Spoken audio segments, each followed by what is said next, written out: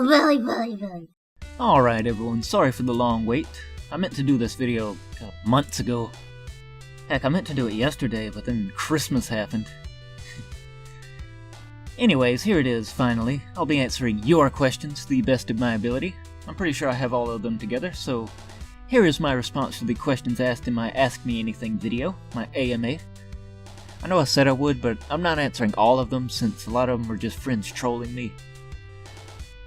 Alright, let's get into the meat and or potatoes before this video becomes gigantor. Jackson the Pranster Gangsty Gamer 420 Adventurer asks, what's your favorite color and animal?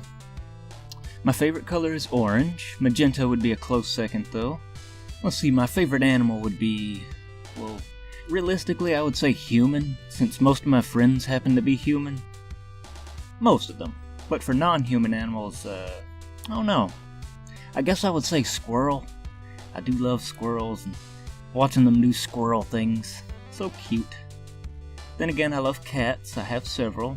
Also love raccoons, rats, rabbits. A lot of R animals. Anyways, thanks for asking. Moving on. What is your favorite movie and what type of movies do you like and favorite TV series? That was kind of like a run-on question there. See, my favorite movie is Lawrence of Arabia. However, I typically like fantasy movies the best, even though Lawrence of Arabia was not fantasy. See, my favorite TV series right now is Steven Universe, though I actually haven't watched it in a long time. I don't know what Stevie and the Gems are up to these days. Also, that would be a really good band name. Okay, next question. How many animals do you have? The short answer is 3, but the long answer is, I have 3. Okay, my man Jaded Bracket 151 Bracket I Save Everything as well asks, why did you change the channel name to Guy in Orange? For those who don't know, my username was Ambassador Wozniak for the longest time. I've had this channel since roughly 1874. I don't know, I just really wanted to rebrand the channel, and Guy in Orange is a reference to, 1, myself, because I pretty exclusively wear orange shirts, and to the channel's mascot, the squirrel who inexplicably has fangs and wears orange shirts. And Guy in Orange is also a reference to the main character of Yonder Ho, Pete, who, again, wears orange shirts. I guess the name of the channel should really be Guys in Orange, but anyways, I really appreciate the question. Thanks for asking. And Jaded Bracket 151 Bracket... I'm just gonna call you Jaded. Jaded asks, also, I just want to say that this guy's always leaving me comments and watching my videos, so thank you so much for that, kind sir. Anyways, he asks, I noticed a few similarities to Yonder Ho and... It's supposed to be Earthbound. It says Earthbound. No big deal. Noticed a few similarities to Yonder Ho and Earthbound, like the Hitman. Is that intentional?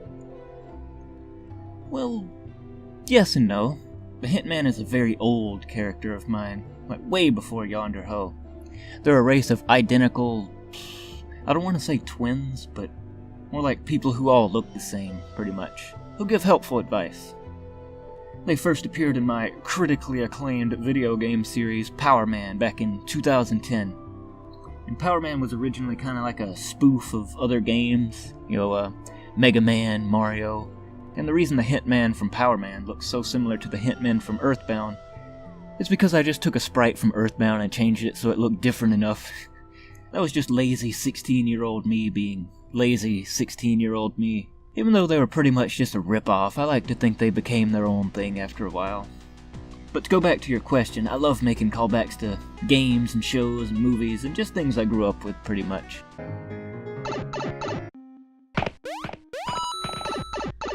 Anyways, very good question. Thank you very much for asking. Moving on. Jaded asks, what influenced your animation style? I don't know.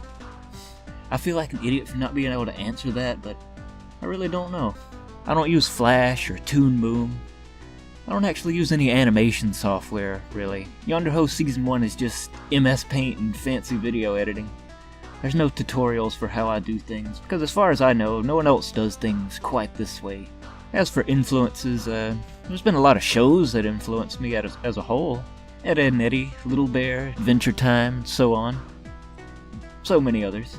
but I can't really think of anything that influenced my animation style or my art style in general. That's kinda all me. For better or for worse. Jaded asks, what is your favorite episode of Yonder Ho? Firstly, I love this question. So I'm gonna have to cheat a little bit and say that my favorite episode is both Sand Ocean Part 1 and Sand Ocean Part 2. Those are the only two episodes where I felt like I had done everything I wanted to do with it. They're the episodes I revisit the most.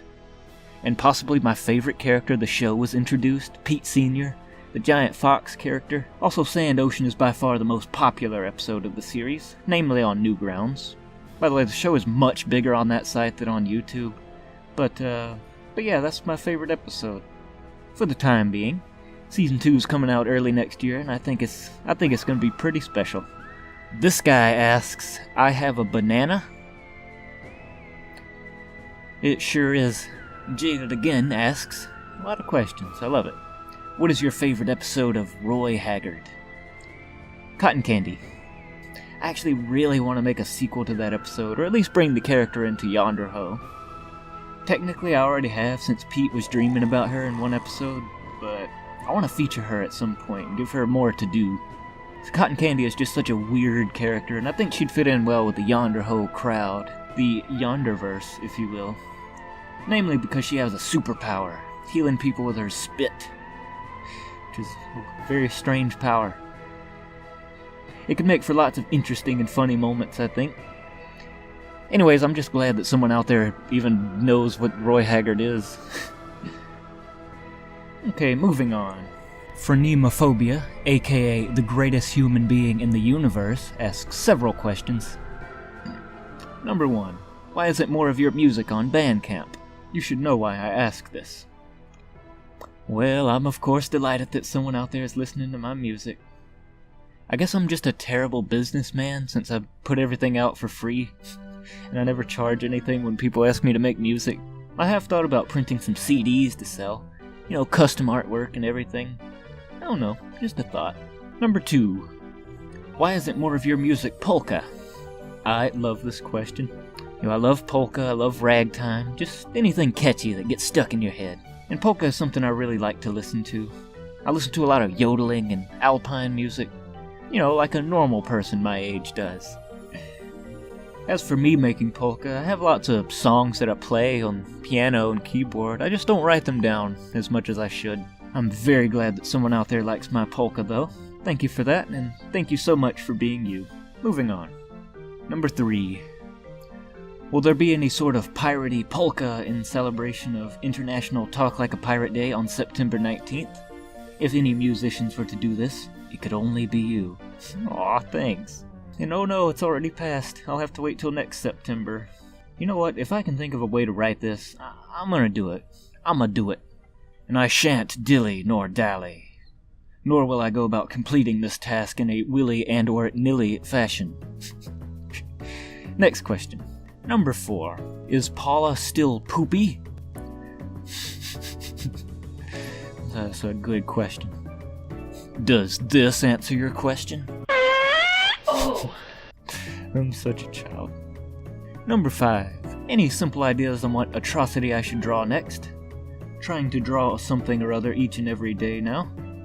They all look dreadful. Oh, I'm quite sure they're all fantastic drawings, based on the ones you've showed me.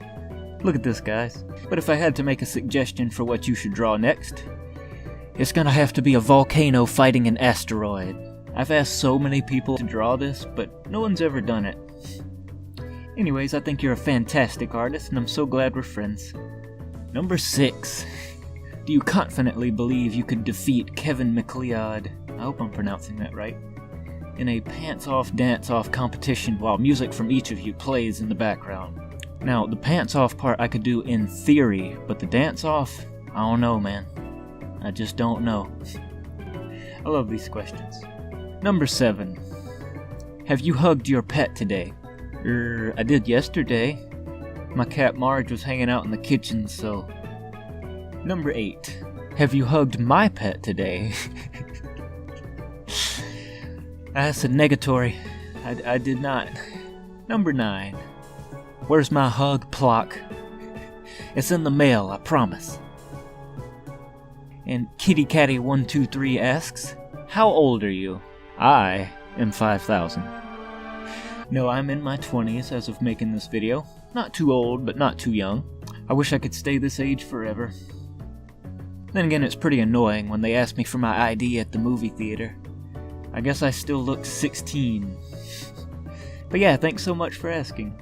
And by the way, I'm such a big fan of your art. I'll forever treasure this drawing you made me. Such amazingness. And KittyCatty123 also asks, what was the inspiration for Yonder Ho?